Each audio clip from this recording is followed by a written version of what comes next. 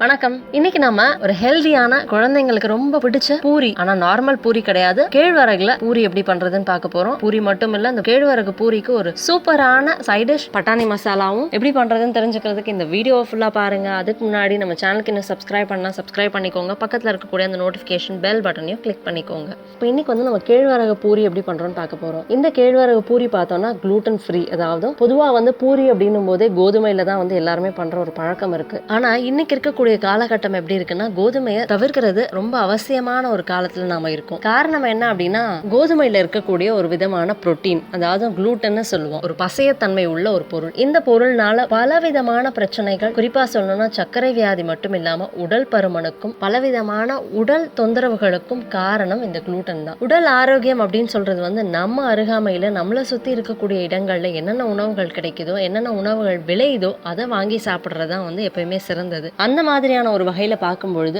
கோதுமை நம்மளுடைய உணவே கிடையாது, தமிழகத்துடைய உணவே கிடையாது. அதனால தமிழக மரபை சார்ந்த நம்ம கோதுமை மாதிரியான உணவுகளை சாப்பிடும் பொழுது பல வகையான உடல் உபாதைகள் ஏற்படுது. வாயில வரக்கூடிய புண்ணுல இருந்து குடல் புண், வயிற்று வலி, மலச்சிக்கல், அஜீரண கோளாறுன்னு பல வகையான பிரச்சனைகளுக்கு காரணம் இந்த மாதிரியான கோதுமை சார்ந்த உணவுகள். அதாவது பூரி மட்டும் கிடையாது, சப்பாத்தி மட்டும் கிடையாது, நம்ம சாப்பிடக்கூடிய பிரெட், சாப்பிடக்கூடிய பீஸா, சாப்பிடக்கூடிய பிஸ்கெட்ல இருந்து எல்லா வகையான உணவுகள்லையுமே இந்த கோதுமை ரொம்ப அதிகமாவே இருக்கு. அது மட்டும் இல்ல, இன்னைக்கு கோதுமையில அதிகமான பெஸ்டிசைட்ஸ், ரொம்பவே அதிகமான உயிரை கொள்ளக்கூடிய நச்சுக்கள் அதிகமா இருக்கு. அதனால இந்த கோதுமை சார்ந்த உணவுகளை நாம தவிர்க்கிறது ரொம்பவே அவசியமானது. அதனால கோதுமையே சேர்க்காம கேழ்வரகுல எப்படி பூரி பண்றது அப்படின்னு தான் நம்ம இன்னைக்கு பார்க்க போறோம். அதுக்கு நம்ம ஒரு கப்பு வந்து கேழ்வரகு மாவு நான் எடுத்துக்கிறேன். ஒரு கப்பு கேழ்வரகு மாவுக்கு பொதுவா வந்து தண்ணி வந்து நீங்க பார்த்து தான் சேர்த்துக்கணும். பொதுவா எப்படி சப்பாத்திக்கு பிசைவோமோ அதே மாதிரி தான் தண்ணி வந்து கொஞ்சம் பார்த்து சேர்த்துக்கணும். ஆனா இந்த தண்ணியை வந்து நம்ம சேர்த்துக்கிறதுக்கு முன்னாடி என்ன பண்ண போறோம் அப்படின்னு பார்த்தோம்னா, கொதிக்க வைக்க போறோம். இப்ப தண்ணி வந்து சுட வைக்கிறோம் அப்படின்னும் பொழுது அதுல ஒரு ஸ்பூன் நல்லெண்ணையும் தேவையான அளவு உப்பு, இது ரெண்டுமே நம்ம சேர்த்துக்கிறோம். தண்ணி நல்லா கொதிச்ச உடனே இந்த மாதிரி நல்லா கொதி வந்ததுக்கு அப்புறமா அந்த தண்ணியை நம்ம எடுத்து வச்சிருக்கிற கேழ்வரகு மாவுல பார்த்து கொஞ்சம் சேர்த்துக்கணும். நல்லா இந்த கொதிக்கிற தண்ணி நம்ம சேர்த்துருக்கனால முதல்ல வந்து ஒரு ஸ்பூன்ல மிக்ஸ் பண்ணிக்கலாம். ஓரளவுக்கு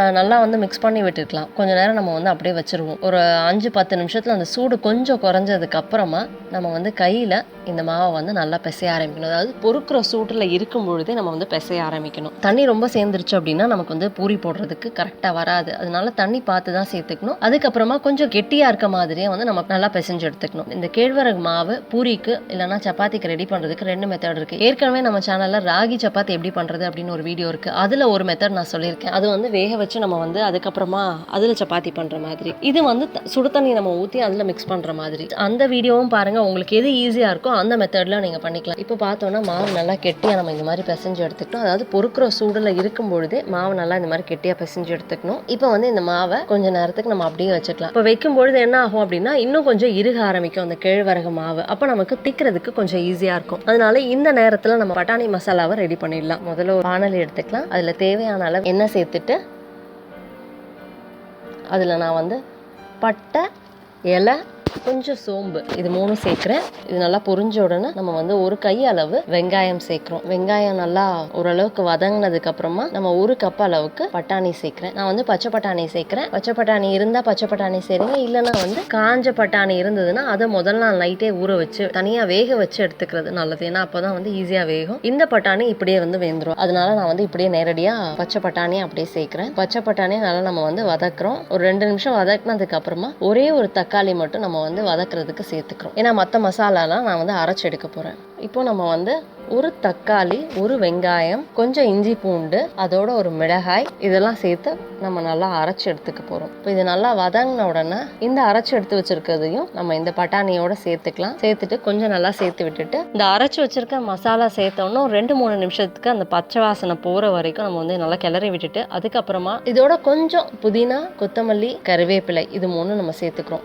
இப்போ இதுவும் நல்லா மிக்ஸ் பண்ண உடனே நம்ம அடுத்தது கொஞ்சம் மிளகாய் தூள், மஞ்சள் தூள், கரம் மசாலா, அதோட கொஞ்சம் உப்பு, இது எல்லாமே வந்து நம்ம சேர்த்துக்கிறோம். ஏற்கனவே நம்ம வந்து அரைச்செடுத்த விழுதுல தேவையான அளவு மிளகாய் சேர்த்துக்கிறோம். அதனால இப்போ எவ்வளோ தேவையோ அவ்வளோக்கு மட்டும் மிளகாய் தூள் சேர்த்துக்கிட்டா போதும். உங்களுக்கு வேணும்னா பச்சை மிளகாயும் சேர்த்துக்கோங்க, இல்லைன்னா வர மிளகாய் மட்டுமே சேர்த்துக்கலாம். இப்போ இதெல்லாமும் ஒன்றா சேர்த்ததுக்கு அப்புறமா கொஞ்சம் தண்ணி ஊற்றி கொதிக்க விட போகிறோம். இப்போ தண்ணி சேர்க்கும் பொழுது பார்த்தோம்னா அந்த பட்டாணி வேகிறதுக்கு அதே மாதிரி நம்ம பூரிக்கு சைட் டிஷ்ஷாக எடுத்துக்க போகிறோம். அதனால அந்த கிரேவியும் இருக்கிற மாதிரி அளவுக்கு நம்ம வந்து தண்ணி சேர்த்துக்கணும். ரொம்ப தண்ணியாகவும் இருக்கக்கூடாது, ரொம்ப கெட்டியாகவும் இருக்காமல் நம்ம வந்து பார்த்துக்கணும்.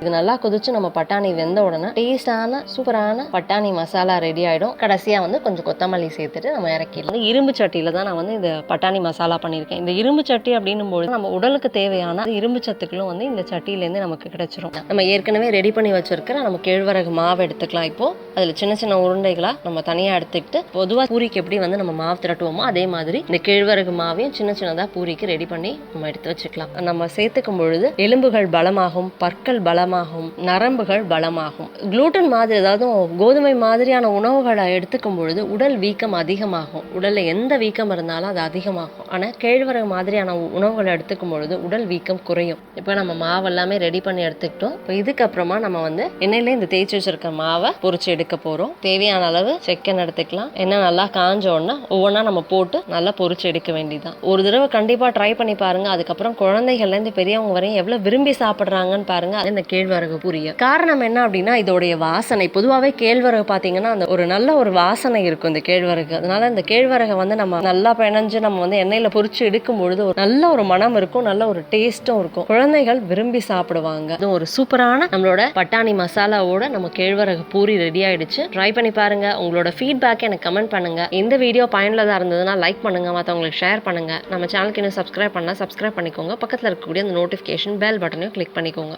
தேங்க்யூ.